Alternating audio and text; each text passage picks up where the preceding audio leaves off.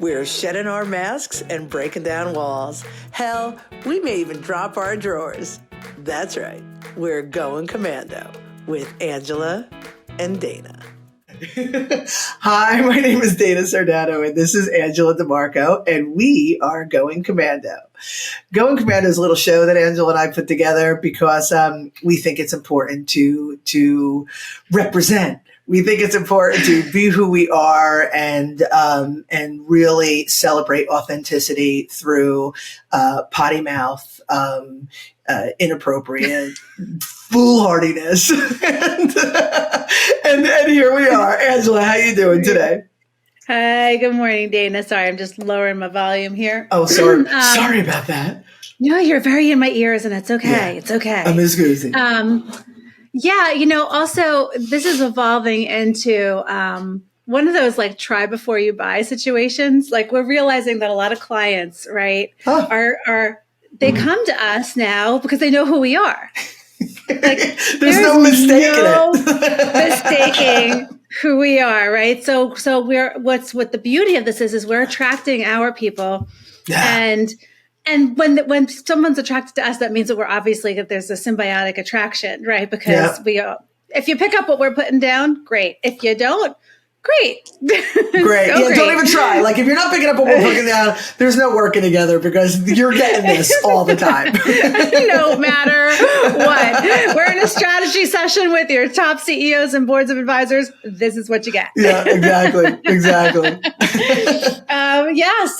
So this week is we're officially wrapping up season 3. We had 3 parts to our finale here. The first one was infamous letter where we discussed, and I think we've come to a good resolution. Yeah, for sure. That felt really good. Like it felt even like it was not contrived at all, but at the very end, like when I watched it, when I do the stamps and stuff, I was like, oh, that was beautiful. That was really lovely. Yeah. We're so great. Yeah, it's good. Yeah. We're so good. Oh my God. I love that so much. Go on. I'm sorry. So, and then last week with episode 38 and 2/3 of the season finale, we talked about our Core to Credo program and like how Dana and I embody basically what we hawk. Yeah, basically like what we actually do for a living. Yeah, we do stuff for a living. We don't just make this clownery. And so it was really kind of talking about that. And then this week, I'm super, super excited. And I feel like we could do this in a few episodes, but we think we can bang it out in one. That's what she said.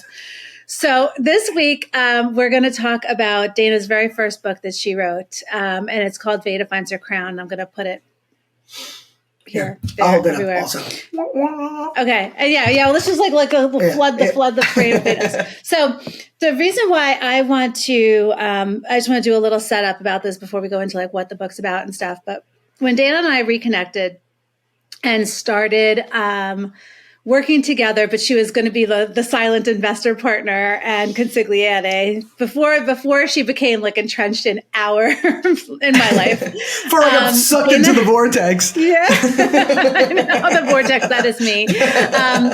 Dana had an event in her gallery in Stuart, Florida called Chakra Con. And it was one of those things where I haven't, in a very, very long time, felt compelled to jump on a plane and go see a friend. Like I never really had those kinds of friends. My friends were people that I worked with or who were in my proximity. But when Dana and I reconnected, something compelled me to like make it work. Flew in late on a Friday night, or I got there on the Saturday, left Sunday. Party.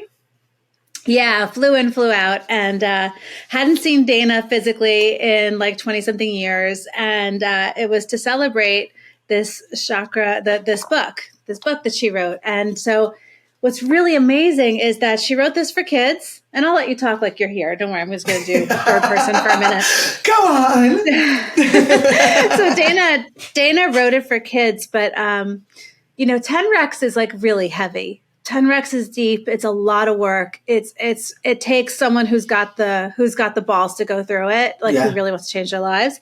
This is like a starter. This is like the elementary school version of personal development. And while it's for kids and it's amazing for kids, and we're going to talk about that, it also has been amazing for adults. It's amazing for educators.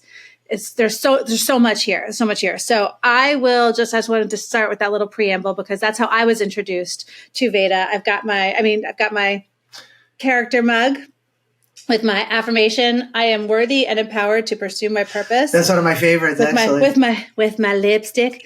Dana's got these mugs out her anus. So if you guys want to buy any and find an affirmation that speaks with you. You're like, I have this mug, and I'm like, yeah, I got a closet full of them. Yeah. Every character. I used to have Veda, but she broke, and now I have Daya, which I love. So with that, Dana, as I sloppily drink my coffee into the microphone. Yum. Let's tell us where the inspiration came from for this book. You know, as you were talking, I had a feeling you were going to ask me that question. And I was like, oh my God, what's the inspiration? Like, why did I write this book? You know, I'll tell you, I don't know. No, I'm just kidding. Like I obviously, like everybody knows, I was in education for all those years and I worked with kids. And even though I had specific tasks, and taught specific subject matter, really at the core of it, I was always teaching students about the psychology of themselves and about how to cope in society, like how to cope in their lives. And I look back and I remember my best classes with the kids were like when, I would be teaching whatever about the American Revolution. And I'm like, let me tell you a story about when I was 26. And they're all like, because they knew like I was going off the rails, but it always had a lesson. There was always, and I always did that. So when I opened the gallery, that first summer that I had opened the gallery, I had a Ubuntu camp. Because I really understand that it's important to teach these kids how to self-regulate, how to process their emotions in real time, how to really approach life in a healthy way that they don't have, at 50 years old, have to go back and reverse everything. And really, that was very, very important to me.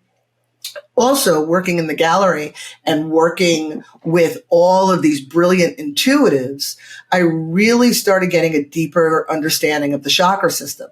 But you could look at the chakras, in case anybody doesn't understand this, are our energy centers. We have 7 energy centers within our body, from the rooter to the tutor, of course, but from the crown to the root chakra.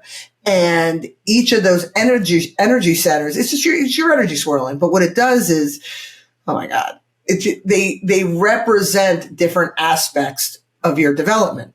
So understanding the energy and learning about these chakras through the magical and mystical and metaphysical ways, I really was so taken by the practicality of it all. Like if you know anything about Maslow's hierarchy of needs, there's the pyramid and talks about, our basic physiological needs, and then our needs to be accepted, our needs to be loved. I'm doing them totally out of order, but ultimately self-actualization. And the chakras are completely in alignment with those needs and the resonance of those chakras as we develop. There's a great resonance within each developmental level. I'm like trying to say this and I know I understand it, but is that clear as I explain it? So let's just take an example because it is a little heady. It's a little heady. Yeah. So I understand it because one, we've been embodying this and you've been teaching me this, but I can understand like let's say you meet somebody. Yeah. And you have an interaction, which chakra is banged up, or you can see where stuff is coming from because of stuff that happens at certain points in their lives. So I'm going to put the Maslow's hierarchy of needs and graphic up here, so people can kind of just get a sense of a visual of what you're talking about. But let's say you meet somebody, and they're forceful and they're and they got to get their point across. What's banged up, and they're not listening to you. Yeah. Where were they affected in their lives? Ooh, there's a couple. So it's I don't want to say it's hard to say. It could be a couple different things, but I'll tell you this. I'm just going to tell about the first 3 chakras now. Can I just go through the chakra thing? All right. It's hard to explain that.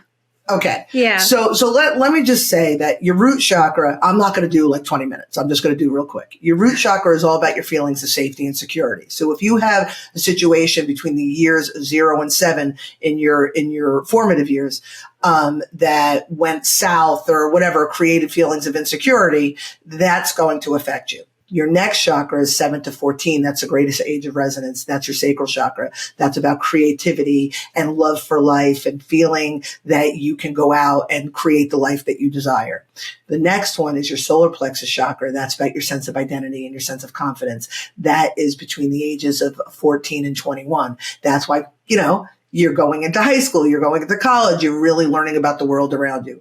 Those first 3 chakras, we're not going to worry about the other ones right now, but those first 3 chakras between especially root and sacral, which are 0 to 14, but really the first 3 from 0 to 21 years old. If you have trauma in your life in one way or another that has not been reconciled, and you create a belief around that trauma, around that experience, and a coping mechanism to solve, to cope, for lack of a better way of saying it. Your other chakras, then your heart chakra, then your throat chakra, then your third eye chakra, then your crown chakra, they all build upon that. So you just asked me, somebody comes to you and they're angry and they don't want to hear it.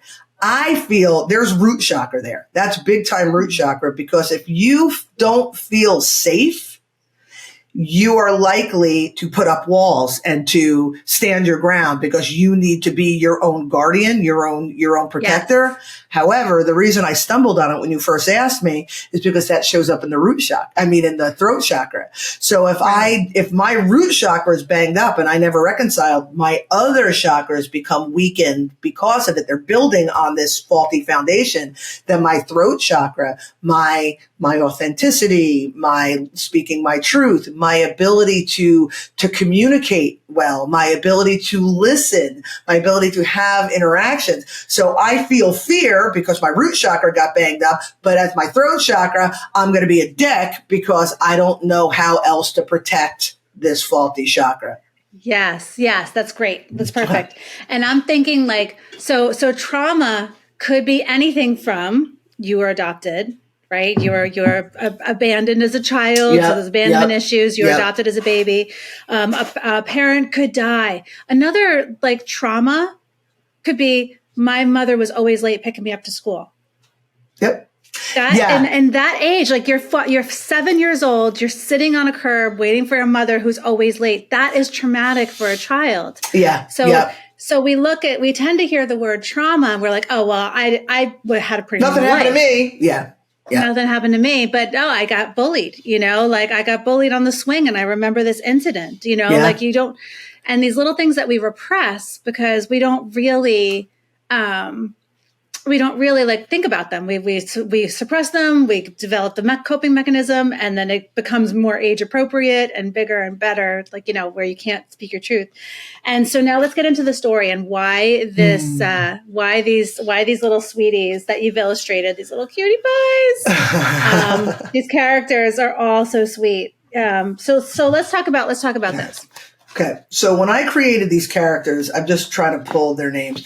I was very intentional. You're going to pop them up, so I don't have to show anything. It's not like story time or anything like that. But when I created the characters, I was very mindful of it. Like the root chakra character, his name is Jack, and in Bosnian, that means strong. So if he was aligned, he would be strong. But what I talk about in the story, all of the characters, except for one, are misaligned of their chakra. So when I talk about the character, you can see what the misaligned chakra looks like. And then in the workbook, it asks you questions to assist you with that. We'll talk about that. The sacral chakra is about sensation, creativity, and pleasure. It's about being the creator of your existence and being creative as well. And her name is Okiki. And in Japanese, that actually means the creator. The solar plexus chakra, her name is Daya. In Javanese, that means power, because your solar plexus is about your confidence level, right? Being empowered. The heart chakra, his name is Amo. And the heart chakra is about love and compassion, forgiveness. I'm married to Amo. You are. But Amo in Spanish and Italian means I love, right? The throat chakra is about integrity. It's about originality, authenticity, and truth, speaking your truth. And his name is Pravda. Pravda's cute too. And Pravda actually means truth in Russian. And then the third eye chakra right here, forgive me. The third eye chakra is about your imagination, your discernment, your intuition. A lot of people think the third eye is super magical, but it's really being so aligned that you have the ability to see the world with more clarity. And her name is Veda. And Veda is, in Sanskrit, it's the sacred knowledge.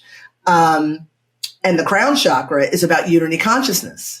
And her name is Moksha. And Moksha is actually in Sanskrit oneness or enlightenment. And I have them represented in their colors. Oh, you're going to show them on the screen.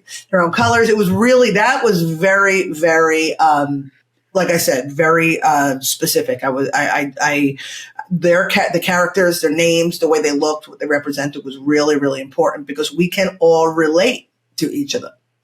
Yes. And it's so great. So you took this story. So the story is about Veda. Veda's your third eye. And it's a very, very short story. Yeah. It's in our book. It's, I just want to get to it. It's like 24 pages. Yeah. 21 pages.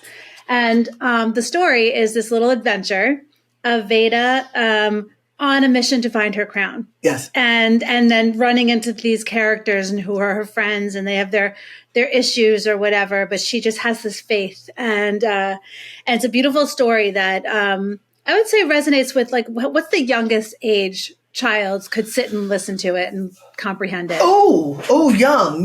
When I wrote it, my idea was, between the ages of 8 and 12 that they could sit down and read it themselves. But 5, Christian would love this story. Definitely. Yeah. But what I learned, and this came through the workshops, is that adults are reading it. Adults love it. Like I liken it to like a Disney movie. You know what I mean? You bring the kids, but the adults are jamming out. The adults are the adults get the jokes, but the kids like the pretty colors. The kids are getting a little sense of what's going on. You know what I mean? Yeah. And I do workshops. Because the adults are like, hey, I want to workshop on this. You said it perfectly. It's like the starter kit when you're not ready for the heaviness of 10 recs. Yeah, this helps you. Dana and I are aware and willing. This is about, this is truly about creating awareness of those things that we suppressed from our childhood. So what's awesome about the book that you can buy, and this is something you can do by yourself, right? So you can read the story. Mm-hmm. I just gave this to my sister-in-law because it's perfect for her. Because someone who has a short attention span, you don't want to do a lot of work. The story gives you, you get wrapped up in the characters, you get wrapped up in their adventure, you see where they're banged up, and you're like, I resonate with Jack. I resonate with, Amo there because they're going through their stuff. And so what's so great is the true educator in you, right? So you've got this workbook in the back half of the book. She talks about what the chakra is, what it means to be balanced or imbalanced. And if you're into it, unlike I am, crystals to help you rebalance and empower your root chakra. I don't know the difference, but people do like that stuff. Yeah. People like the rocks. And that's another thing. You said when I meet people, I can tell what chakra's banged up. When I'm at the gallery or was at the gallery and people would pick up crystals, I'm like, okay. I can tell. Well, Christian loves playing with the rocks you sent him, when he was having his poopy issues, you sent him all the root chakra rocks. All the grounding rocks. Yep. Yeah, he loved it. But then it's so great. So going into the workbook are simple questions like this one, I'm looking at Jack's, like the root chakra. Do I feel safe? What kind of things make me feel unsafe? Am I safe in the environment in my relationship? If not, why? Does my body feel good? If not, why? And these are just some things that you can just sit and contemplate. What are some experiences that might create an imbalance in the root chakra? And if you don't really know, by the time you answer some of these questions, it's like, and then you have tools, then tips to do it, and then some pages to journal just on this particular chakra, because you might uncover, when we were doing this work, I remembered my mother's third husband, I don't know. One of them, he was there for a blip, but he used to pretend he hated me, and he used to pretend to do things to me, like pretend to throw me down the stairs and laugh about it, turn the dish disposal on at a party and put my feet over it, like, ah, ha, ha. I mean, that's fucked up. And I repressed a lot of that stuff. So of course I never felt safe around men, right? Like it was never, and I always had a protection. But it's so cool because you could do this by yourself. You don't have to tell anybody what you're doing. And then she's got these awesome affirmations sprinkled throughout. I nurture my body with what it needs to flourish. I am supported by those around me. Yeah. I mean, and you go through all the way up to being a grown up. You know? And you may be like, listen, my root chakra's fine. So then you will be able to answer the questions easily. And if you're stumbling. Yeah. Right. Yeah. If you're stumbling on anything. So what's really cool is that like you could do this and then you create the awareness. And then I always had the feeling when you and I were doing the work, I'd be like, okay, well now I have the awareness. Now what? Right. And thank God I had you to be like, okay, Dane, I get it. This was an issue. I'm banged up here. I get it. What do I do? And that's why the workshops with you are so amazing because then you can sit there and be like, okay, here's my note. I need to discuss page 43. Yeah, man. And you know, one of the things that I think is worth saying is when you do this kind of work, and it's cool, you go through the developmental levels, and you said it perfectly before. It doesn't have to be crazy trauma. It could be, you know, something so simple that you don't even realize got in there. But what's important is we do it, right? And we think, okay, we're over it and we're moving on. And I mean, it keeps coming back. I mean, I just this weekend stumbled across something that I put to rest like 10 times. So the more aware we become of how we are, how we got that way. See, people stop there. Say, okay, I'm this way because this happened. And then they excuse themselves and they're done with it.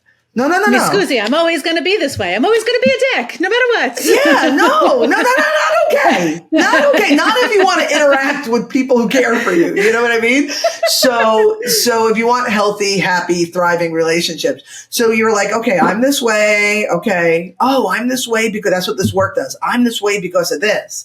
And then the next step is, how do I resolve the feelings, the coping mechanisms, the beliefs, all the things that came with that? What is irrational? What is rational? What do I take with me? What do I drop? What serves me? What doesn't? And then you move on from there. And my example from this weekend is I had this thing that I thought that I put to rest. And not only did it really hit me over the last week that it was still a problem for me, but then I was able to look back and go, oh yeah, this pattern's been repeating all along. Yeah, there it is. And then, so it doesn't matter how much you do the work. You're always doing the work if you want a happy, healthy, fruitful, thriving life. You know what I mean? Yeah, 100%. And you know, I don't know if it's easy to recognize the people that do the work now because when you're on the other side, it's like, you know, the work in me sees the work in you. Yeah, right. But like when you, and I'm sure people who are listening or watching this, you know somebody in your life who has like found Jesus, went from being disgruntled and grumpy to all of a sudden being like, oh my God, I love the world. I'm changing my career. I need to do something different. Like, those people. And you know what happened? Those people, they rectified the lower chakras. They balanced them out. And then it opens up, and then their heart opens up, and their throat opens up, and you could just feel it and see it. And I'm all chills as I say this, but that's the result of doing this work, especially for our younger selves, because most people listening to this are over 21, except for Mattie. Hi, honey. Mattie did this work, and it helped her. Oh my God, is doing. Yeah, this was the turning point for her. So now let's talk about the kids. Yeah. Because so I'll be, my daughter had some trauma, and we had to kind of like work through it together, but she worked with Dana and did intuitive guidance sessions with Dana, and they did Veda together. Yeah. So tell me what it was like to work with a 15-year-old and your process for the book. How much am I allowed to share? I mean, Can I share the medication? Yeah. I think that's okay because that's important. Yes. So here's the perfect example of what we see in the world, what I saw in education for 1 billion years. Okay. Mattie, at the age 5, 6 years old, was having difficulties. She had anxiety. She was having trouble paying attention, with attention. So she was diagnosed. We're cool with this part? Yeah. And I think timeline off. Let's just say I left her father when she was 3. Okay. I wasn't going to go into all that. No, that's for okay. you to tell. No, because that's okay. Because I left her father when she was 3, so she was living two separate families, 2 separate lives from the age of 3. Okay, yeah. And then by the time she was on the medication for a year. So by the time she was like 11, 12, she was diagnosed with ADD. When was at 6? She was on medication. She was on medication only at 11. Okay. It was only for a year. It was only for a year, and it was a big So she had at 3 she had these issues. 5, 6 years old. Remember the root chakra. She had feelings of not being grounded, not feeling safe, all of these things. These are all in the root chakra. So now she's exhibiting signs of anxiety. She's exhibiting signs of inattention. Angela takes her. What the first thing they do is they diagnose her. ADHD, anxiety, right? And the doctor told her, so it must be true. She has the symptoms. So they give her medication. And all I wanted for her was to feel better, right? Yeah. She was having such a hard time. So I'm a parent who has no other recourse but to listen to doctors, because that's all. And we met a psychiatrist that I really liked. Yeah. She had the crystals. She had all that stuff. And then she went to, you're going to put her on Vyvanse because she has this issue. Yes. And the thing is I would, medication isn't as an educator, because I worked with kids with differentiated learning styles. So I would never jump to medication. But if you're in a situation where you cannot reach the child, sometimes medication will get them present and then you help them. But what happens is the kid now has a label, and the kid now has an identity, and the kid now believes they need the medication. So you hear things like, well, I have ADHD, so I can't blah, blah, blah. Well, I have anxiety, so I can't blah, blah, blah. So when I started working with Mattie, right, she's 15, 16 years old when I started working with her, she was like, oh yeah, because I'm so ADHD. And so it became, without even realizing it, her identity and her crutch. And I was like, oh no. Yeah. It's not that you have ADHD. You have inattention because you have anxiety, because you have issues from your childhood that you have not resolved, and you carry those fears and those coping mechanisms into your present. Because you were diagnosed, you just accept that this is just the way that you are, and that's that. I don't want to use the word crutch because nobody's doing it intentionally. So but the hard part was like, okay, we've made a decision. We have to get you off this medication. Yeah. It's not serving you anymore. Yeah. It may have taught you what that clarity was, what that clarity should feel like. Mm-hmm. But now it's, I need my medicine. I have a test. I need my medicine. No. And that's when you stepped in, right? When she was, right after she turned 16. Yeah. And the thing is I was able to see who she is and see and understand where it came from. And so we together, all of us together, got her weaned off the medication and taught her skills to assist her in becoming more empowered, root chakra, more secure, understand that she's a creator of her experience, sacral chakra, assist her in re-identifying herself, solar plexus chakra, teaching her how to create balance in her life, but boundaries in her life, and speak her truth. Throat chakra, teach her to see the big picture, teach her to identify with these pieces, the cause and effect relationships. Third eye chakra, teach her how to take the moments and just connect with who she is and how she's feeling so she could better connect with the world around her. Crown chakra. Did I miss one? Heart chakra, teach her. I skipped the heart chakra. She never had a problem with the whole loving thing, but loving herself, forgiving herself, having compassion for herself, teaching her that, not to beat up on herself, that's all heart chakra. And when you teach, again, the chakras and practicality, yes, they're energy centers, and yes, there's a metaphysical component, but this is ancient wisdom. This goes back to the Vedic texts. We're going back thousands of years. So as a parent, yes, to watch my child go through this transformation and become the woman she is today. Oh my God. She's go off to college. I felt relief when the doctor told me we're going to put her on medicine. She's going to be fine. I felt such relief then, but then I saw that it was a mask. It wasn't resolving any of those issues. It was just a mask helping her. And she became like almost zombified, a version of herself. Yeah. And for me to see her and look in those eyes and know that she is like where I was at 45 coming to. I know, man. I tell her all the time, I'm like, you have the gift of youth. You know what I mean? Oh my God. Yeah. But that's why this is so important because, we can do this. We can give this to the children. Yeah. We can give this to our kids, your nieces, your nephews, your own children, your students. Like yourself. You can give them this gift. Well, start with yourself. Yeah. Go through it yourself. That's why you made a workshop for the adults. But you also have this amazing curriculum that you've created. So if you are somebody who homeschools your children, there is an amazing curriculum that Dana has, and she has an intensive 3-hour workshop that teaches you how to teach your kids.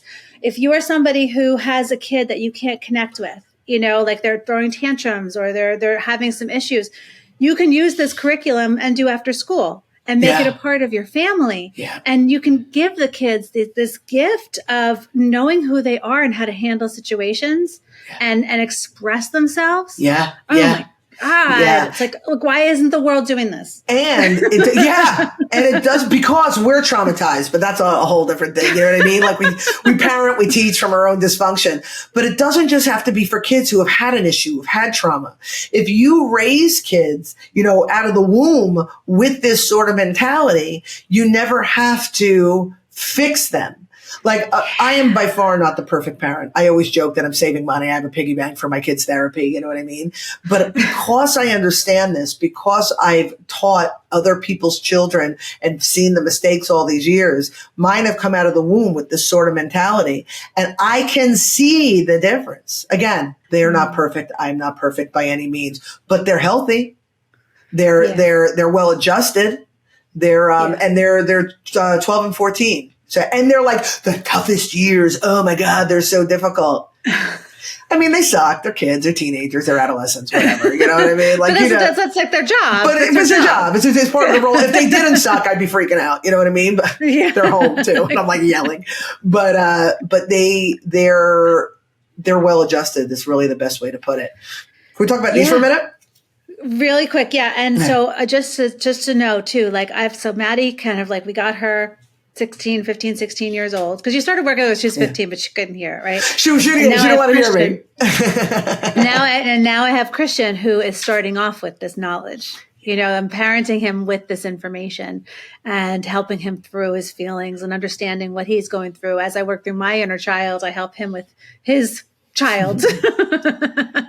So yes, go ahead. No, I'm sorry. Awesome. I didn't even realize like where we had gone at that point. Well, because I was busy talking about my kids sucking. So along with the book, I've created a deck of cards, and they are to be used in conjunction with the book. So you have the workbook and the book, but these are fun. These are good for students. I actually use these in my workshops with adults.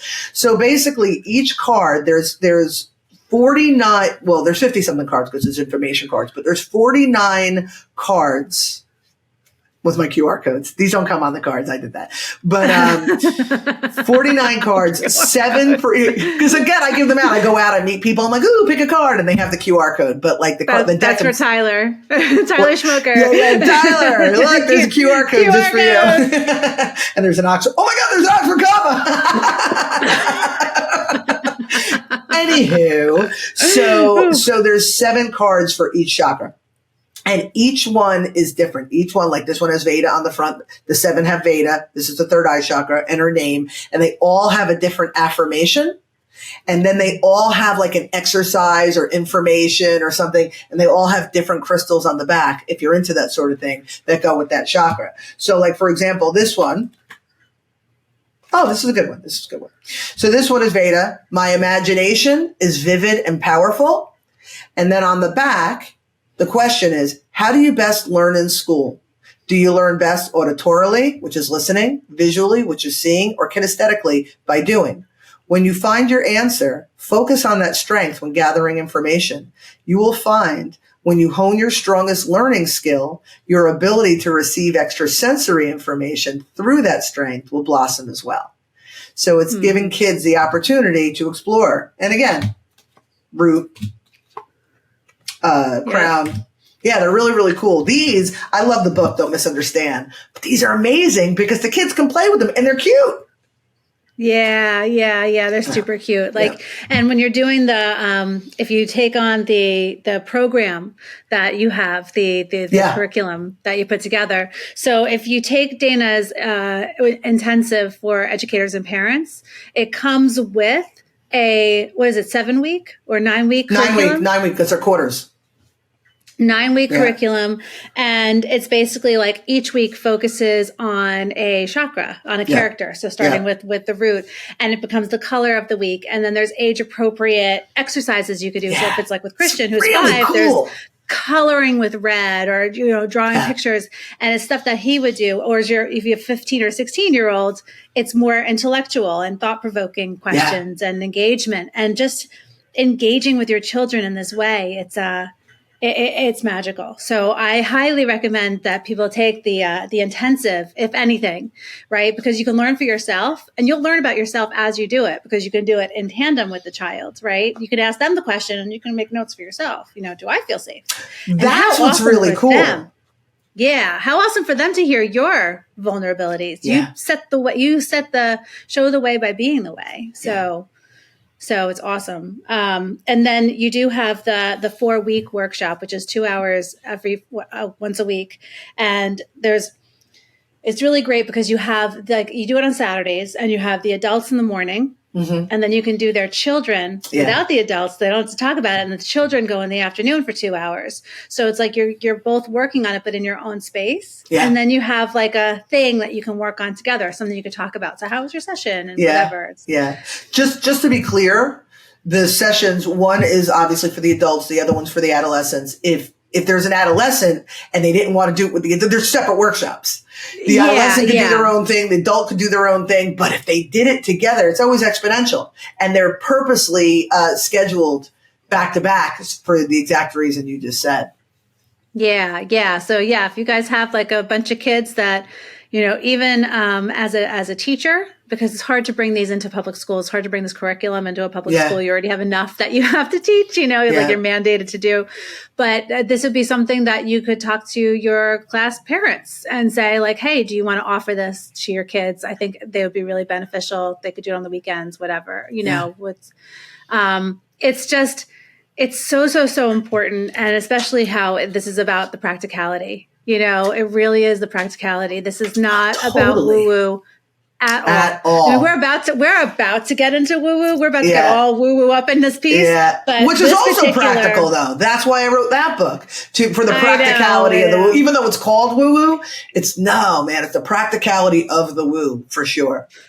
The practicality of the woo. And so I can't recommend this book enough for anybody that wants that starter kit to just figuring out where their imbalances are and then take it from there. We're here. Dana is accessible. I'm accessible. If you have any questions, we're going to put links to buying all this shit so you can get everything you need.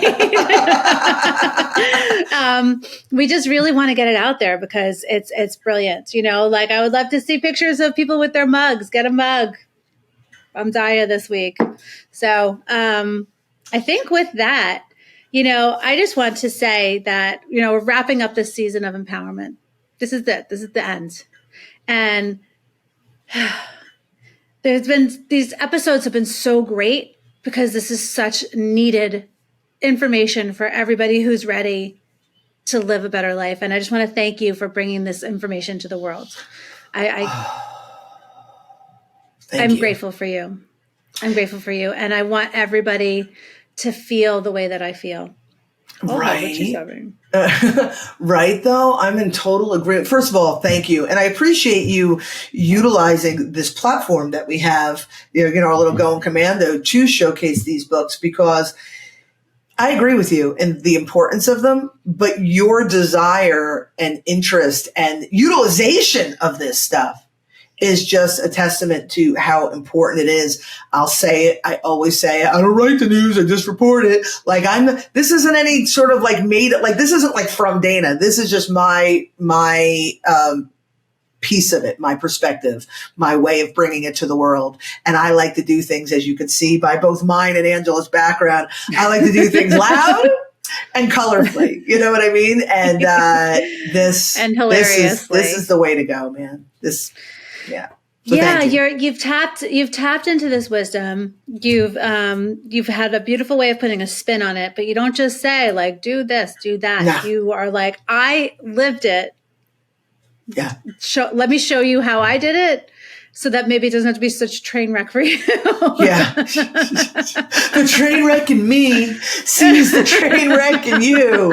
I'm trying to help you get back on the tracks. Exactly. Well, thank you very much to everybody who's been watching this season. We're just jumping right into season 4 next week with a special guest, a dear friend, Melissa Caprio.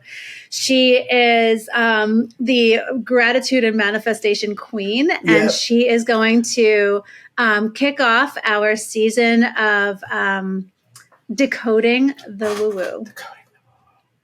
Decoding the woo-woo. So it's really cool. So Melissa's going to be our guest, and then Dana and I are just going to take the rest of the season to go through her book and talk about the concepts in Beyond the 10, Decoding the woo-woo. Yeah. And now that you it's like almost like it's like the next step, right? Once you've kind of graduated from, you're always going to be doing the work, but you'll always have the willingness. Once you know, you can't unsee grandma naked, as Dana always says. But once you are in the flow of doing the work, the next step is, so what's next? So what's your purpose in this planet? How do you manifest? How do you make magic?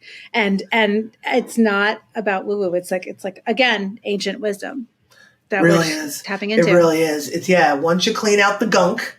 Once you clean out the gunk of that edging, she's going to purr like a kitten. And then you're going to take her. But seriously, you're going to take her where she wants to go. Like once you get past the drudgery that life has become because these things are heavy and they plague you, once you go, there is a better way, or there is another way, and you clear that stuff out, you're going to start to experience things that are new to you. And all I'm doing is just giving you a sort of a dictionary or a guidebook in woo-woo.